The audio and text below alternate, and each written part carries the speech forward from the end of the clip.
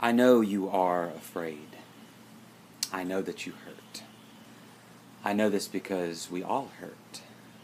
I know this because we all face conflict.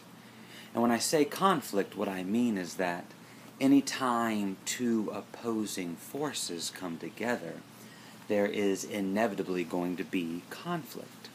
Meaning that one force wants certain things, needs certain things, believes certain things, desires certain things, has certain emotions, and the other force has opposing maybe beliefs, forces, desires, needs. And any time two opposing forces come together, there's inevitably going to be conflict. And conflict is natural, conflict is needed, conflict is a part of life. Now, you may have small conflicts in your life. You may have people at work. You may have family members. You may have situations that arise that oppose your own small desires, your own large desires, that may oppose your own beliefs, your own needs, the things you feel are necessary for your life. And inevitably a conflict arises where that force opposes your own force, your own inner needs, your own desires. You may have a larger conflict. You may be coming up against the forces of nature, the forces of anger and ignorance in the world. You may be coming up against the forces of hatred. You may be feeling a sense of conflict when people are killed, when there are terrorist attacks, when you feel so uncertain about your own life, about the lives of those around you. This gives rise to larger conflicts, and thus arises within you larger reactions. Now, when conflict arises, when you feel yourself coming up against an opposing force, whether large, whether small, whether just in your life or in the global world, there's two inevitable reactions, or there's two possible reactions to conflict. One is expansion, and the other is contraction. You see, when you come up against something that opposes you, when you come up against something that conflicts with your life, you can expand. You can grow from that conflict. You can give more love. You can give more service. You can give more of yourself to that, and you can grow from that. You can move beyond your limited beliefs and your limited desires and your selfish ways. You can expand as a result of conflict. You can expand as a result from those that oppose you.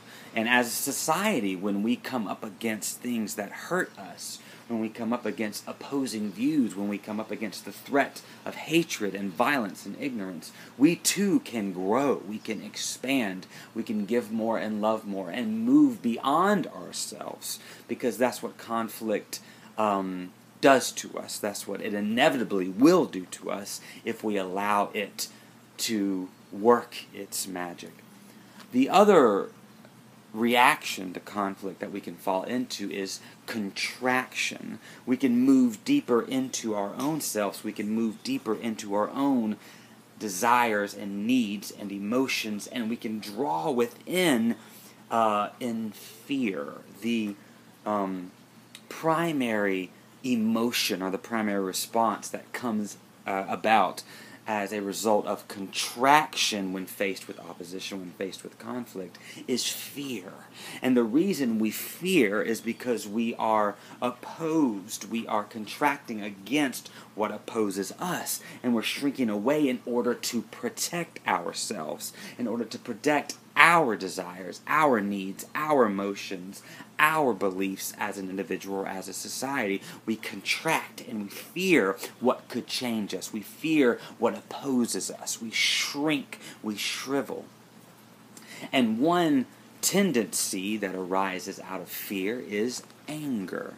Anger is not an emotional response in itself, but comes about because of fear. Because when those things that oppose us cause us to shrink in and cause us to contract, we respond with more anger, with more force, because we want those things that oppose us to go away, to leave, to not bother us. So we shrink in on ourselves and we fear that which opposes us, and we respond in anger, we respond in hatred, we respond sometimes in ignorance, because we don't really know anything about that which is opposing us. All we know is that it is conflict.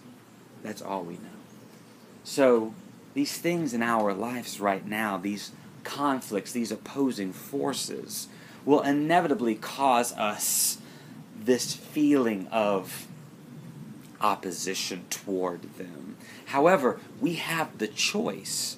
We have the choice to respond to conflict by expanding or by contracting. This is our choice. And by expanding, I don't mean we just allow ourselves to respond to the other with giving in, meaning that whatever you want, whatever you desire, whatever you believe, I'm okay with. That's not what expansion entails. Expansion means that I'm going to take this adversity, I'm going to take this conflict, and I'm going to grow from it. I'm going to move beyond myself. We are going to move beyond ourselves, and we are going to give more love, and we are going to serve more, and we're going to find out what there is on the other side of our identity, on the other side of what we think we are.